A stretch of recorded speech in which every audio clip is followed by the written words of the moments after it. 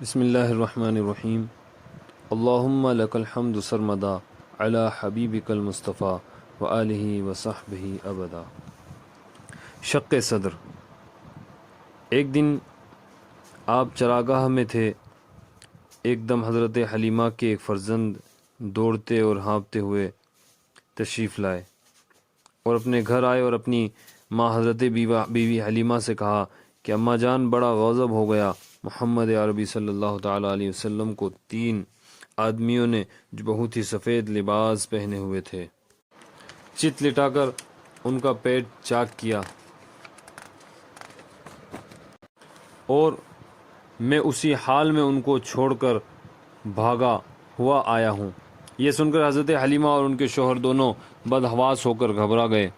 اور دوڑ کر جنگل میں پہنچے تو یہ دیکھا کہ آپ بیٹھے ہوئے ہیں، مگر خوف و ہراس ان کے چہرہ سے ان کا چہرہ زرد اور اداس ہے۔ حضرت حلیمہ نے انتہائی مشفقانہ لہجے میں پوچھا کہ بیٹا کیا بات ہے؟ کہ آپ نے فرمایا کہ 3 شخص جن کے کپڑے بہت ہی سفید اور صاف ستھرے تھے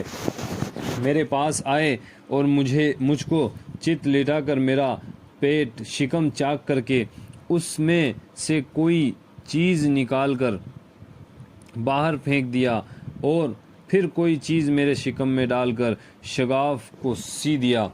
لیکن مجھے ذرا برابر بھی کوئی تکلیف نہیں ہوئی۔ یہ واقعہ سن کر حضرت حلیمہ اور ان کے شوہر دونوں بے حد گھبرائے اور شوہر نے کہا کہ حلیمہ مجھے ڈر ہے کہ ان کے اوپر شاید کچھ آسیب کا اثر ہے، لہذا بہت جلد تم ان کو ان کے گھر والوں کے پاس چھوڑاؤ۔ اس کے بعد حضرت حلیمہ آپ کو لے کر مکہ مکرمہ آئیں۔ چونکہ انہیں اس واقعے سے یہ خوف پیدا ہو گیا تھا کہ شاید اب ہم کما حق ہو ان کی حفاظت نہ کر سکیں گے، حضرت حلیمہ نے جب مکہ معظمہ پہنچ کر آپ کو آپ کی والدہ ماجدہ کے سپرد کیا تو انہوں نے دریافت کیا کہ حلیمہ تم تو بڑی خواہش اور چاہ کے ساتھ میرے بچے کو اپنے گھر لے گئی تھی، پھر اس قدر جلد واپس لے آنے کی وجہ کیا ہے؟ حضرت حلیمہ نے شکم چاک کرنے کا واقعہ بیان کیا اور آسیب کا شبہ ظاہر کیا تو حضرت بی بی آمینہ نے فرمایا ہرگز نہیں، خدا کی قسم میرے نور نظر پر ہرگز کبھی بھی کسی جن اور شیطان کا عمل دخل ہو ہی نہیں سکتا۔ میرے بیٹے کی بڑی شان ہے۔ پھر ایام حمل اور واقعات ولادت کے حیرت انگیز واقعات سنا کر حضرت حلیمہ کو مطمئن کر دیا اور حضرت حلیمہ آپ کو آپ کی والدہ ماجدہ کے سپرد کر کے اپنے گاؤں میں واپس چلی گئیں اور آپ اپنی والدہ ماجدہ کی آغوش میں تربیت پانے لگے۔ شق صدر کتنی بار ہوا؟ حضرت مولانا شاہ عبدالعزیز محدث دہلوی رحمۃ اللہ تعالی علیہ نے سورۃ العلم نشرح کی تفسیر میں تحریر فرمایا کہ 4 مرتبہ آپ کا مقدس سینہ چاک کیا گیا اور اس میں نور و حکمت کا خزینہ بھرا گیا۔ پہلی مرتبہ جب آپ حضرت حلیمہ کے گھر تھے، جس کا ذکر آپ ہو چکا ہے، اس کی حکمت یہ تھی کہ حضور صلی اللہ تعالیٰ علیہ وسلم ان وسوسوں اور خیالات سے محفوظ رہیں کہ جن میں بچے مبتلا ہو کر کھیل کود اور شرارتوں کی طرف مائل ہو جاتے ہیں۔ دوسری بار 10 برس کی عمر میں ہوا۔ آپ کی جوانی کے پرآشوب شہوتوں کے خطرات سے آپ بے خوف ہو جائیں۔ اور تیسری مرتبہ آپ کا شق صدر غار حرا میں ہوا اور آپ کے قلب میں نور سکینہ بھر دیا گیا تاکہ آپ وحی الہی یعنی اللہ تبارک و تعالی کے پیغام کے عظیم اور گراں بوجھ کو برداشت کر سکیں۔ چوتھی مرتبہ شب معراج میں آپ کا مبارک سینہ چاک کر کے نور و حکمت کے خزانوں سے معمور کیا گیا تاکہ آپ کے قلب مبارک میں اتنی وسعت و صلاحیت پیدا ہو جائے کہ آپ دیدار الہی کی تجلی اور کمالات ربانی کی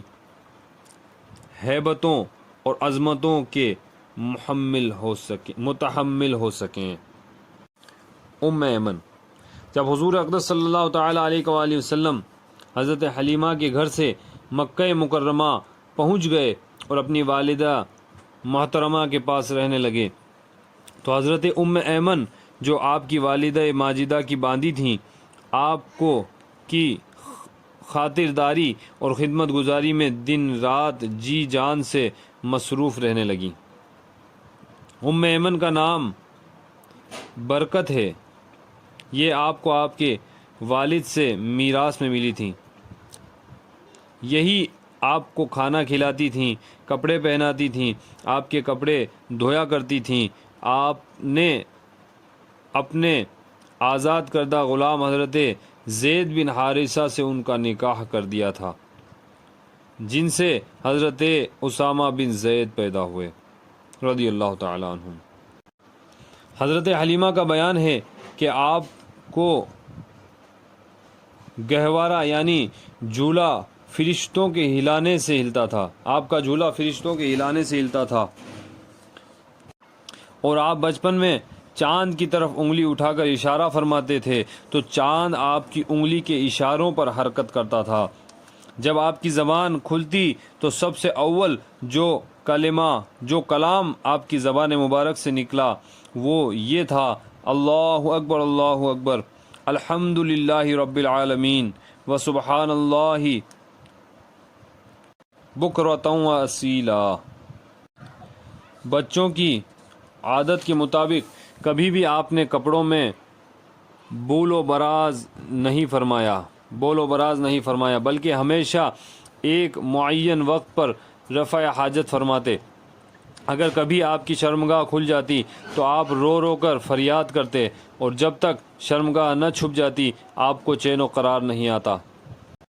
اور اگر شرمگاہ چھپانے میں دیر ہو جاتی، تاخیر ہو جاتی تو غیب سے کوئی آپ کی شرمگاہ چھپا دیتا۔ جب آپ اپنے پاؤں پر چلنے کے قابل ہوئے تو باہر نکل کر بچوں کو کھیلتے ہوئے دیکھتے، مگر خود کھیل کود میں شرکت نہیں کرتے، اور لڑکے آپ کو کھیلنے کے لیے بلاتے تو آپ فرماتے کہ میں کھیلنے کے لیے نہیں پیدا کیا گیا۔